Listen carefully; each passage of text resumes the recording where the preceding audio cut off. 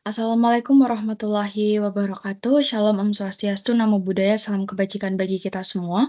Selamat pagi, siang, sore, dan malam Bapak Zainal Arifin, SSI, MSI, FMed, selaku dosen pengampu mata kuliah praktikum radiologi diagnostik dan radioterapi di Fisika Universitas Diponegoro. Perkenalkan, saya Isdihar Zulfa Zahra dengan NIM 240401211301048. Di sini saya akan mempresentasikan praktikum kunjungan di RSUD Dr. Adiatma MPH Tugurejo Semarang.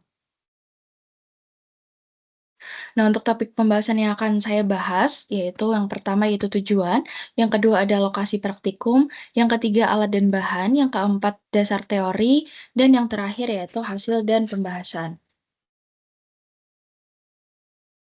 Untuk pokok bahasan yang pertama yaitu tujuan dan lokasi praktikum. Adapun tujuan dari praktikum yang telah dilakukan yaitu yang pertama untuk mengetahui kegunaan dan tata cara QC pesawat Cobalt 60 serta untuk mengetahui proses TPS atau Treatment Planning System. Lalu lokasi dari praktikum itu sendiri berada di instalasi radioterapi RSUD Dr. Adiatma MPH Tugurejo Semarang.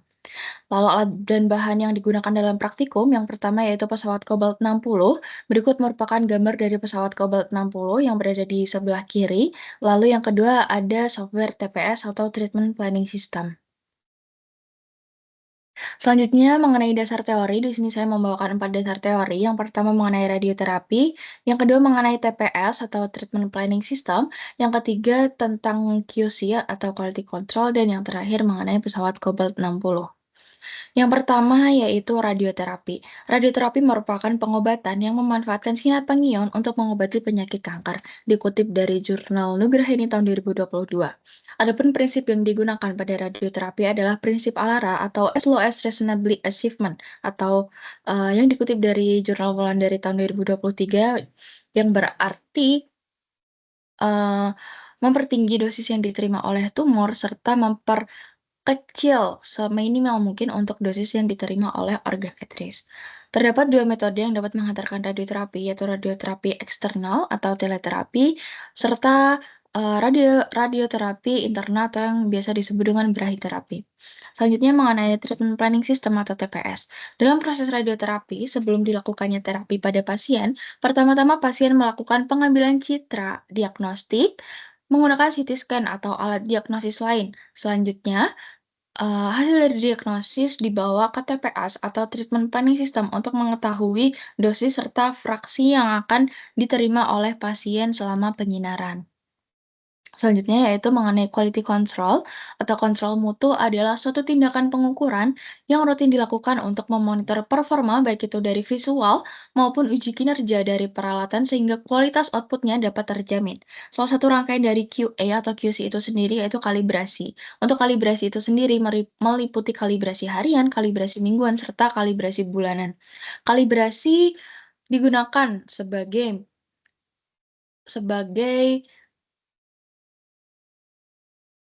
pengantar untuk memastikan bahwa perangkat yang digunakan masih berjalan dengan optimal. Selanjutnya mengenai pesawat Cobalt 60. Pesawat Cobalt 60 menggunakan sumber radiasi bahan radioaktif berupa Cobalt 60 yang dapat menghasilkan sinar gamma. Sinar gamma itu sendiri adalah istilah untuk radiasi elektromagnetik berenergi tinggi yang diproduksi oleh transisi energi karena kecepatan elektron. Semakin tinggi perbedaan tegangan antara katoda dan juga anoda, maka semakin besar pula daya tembus sinar yang dapat mengenai suatu benda yang ditembusnya. Nah, berarti untuk tumor-tumor yang letaknya di dalam, diperlukan pesawat-pesawat bertegangan tinggi seperti pesawat Cobalt ini. Nah, untuk gamma itu sendiri bermuatan nol dihasilkan akibat transisi inti nukleon. Untuk sumber atau head source pada pesawat Cobalt 60 itu sendiri berada pada gantry yang dapat diatur penyudutannya dari 0 sampai 360 derajat. Selanjutnya yaitu hasil dan pembahasan dari praktikum yang telah dilakukan di RSUD Dr. Adiatma MPH Tugurejo. Nah, yang pertama itu mengenai pesawat Cobalt 60. Untuk QC dari pesawat Cobalt 60 itu sendiri dilakukan dalam 3 tahapan. Yang pertama yaitu safety check, lalu mechanical check, dan yang terakhir dosimetry check. Untuk yang pertama yaitu safety check, yang digunakan untuk menghindari adanya kecelakaan radiasi. Safety check itu sendiri terdiri atas pengecekan indikator lampu, interlok pintu, komunikasi audio visual berupa intercom serta CCTV, emergency button, detektor ruangan, serta tombol darurat. Selanjutnya itu mengenai mechanical check yang terdiri dari pengecekan genre dan juga optimalisasi pesawat Cobalt 60. Well, Amount Survey Meter juga digunakan dalam mechanical check yang digunakan khusus untuk Cobalt 60 dikarenakan Cobalt 60 ini masih tetap mengeluarkan radiasi meskipun dalam keadaan beam off. Nah, untuk ukuran genre dari Cobalt 60 itu sendiri lebih besar dari genre pesawat Linek. Pada Cobalt 60 juga terdapat beam stopper yang berfungsi untuk melemahkan radiasi.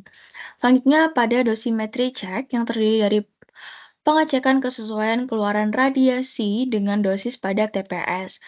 Nah, di dosimetri check ini sendiri digunakan bolus yang berfungsi untuk meningkatkan dosis permukaan yang tebalnya 0,5 cm. Nah, bahan bolus itu sendiri terbuat dari parafin atau kaca basah yang disesuaikan dengan sifat jaringan tubuh manusia. Adapun wedges juga digunakan dalam hal ini yang berfungsi untuk menghomogenkan dosis terimaan jaringan, serta digunakan pula individual blok yang digunakan untuk mempersempit lapangan penyinaran sehingga dosis yang diterima organ etris lebih sedikit.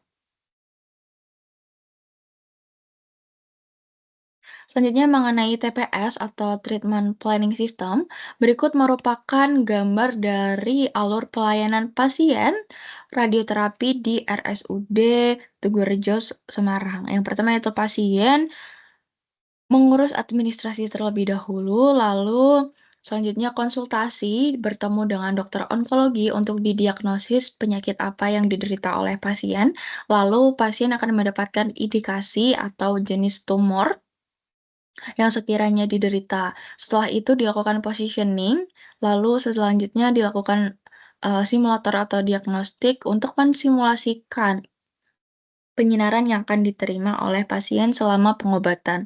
Lalu setelah dari simulator, hasilnya akan dikirim ke TPS atau Treatment Planning System untuk di-planning dosis terimaan serta fraksi dosis yang akan diterima oleh pasien selama penyinaran. Setelah itu dilakukan proses molding atau pembuatan individual block, lalu setelah molding akan dilakukan verifikasi oleh dokter onkologi dan yang terakhir dilakukan penyinaran dan pengobatan pasien. Selanjutnya, istilah-istilah dalam planning, yang pertama itu ada GTV atau Gross Target Volume, yang berarti area atau organ yang teraba adanya benjolan. Lalu ada CTV atau Clinical Target Volume, yang merupakan daerah yang masih memungkinkan adanya penyebaran sel kanker. Lalu ada PTV atau daerah batas perencanaan yang meliputi GTV ditambah CTV ditambah margin. Untuk margin itu sendiri pada organ yang bergerak sebesar 5-7 mm, serta untuk organ yang tidak bergerak itu sebesar 3 mm. Selanjutnya ada dosis dan fraksi yang merupakan perhitungan dosis serta dosis tiap fraksi yang akan diterima oleh pasien pada setiap penyinaran. Lalu selanjutnya ada teknik yang akan digunakan. Nah, di RSUD Tugurejo ini menggunakan teknik 2 dimensi dan juga 3 dimensi. Adapun teknik lain yaitu IMRT yang digunakan pada pesawat Linek.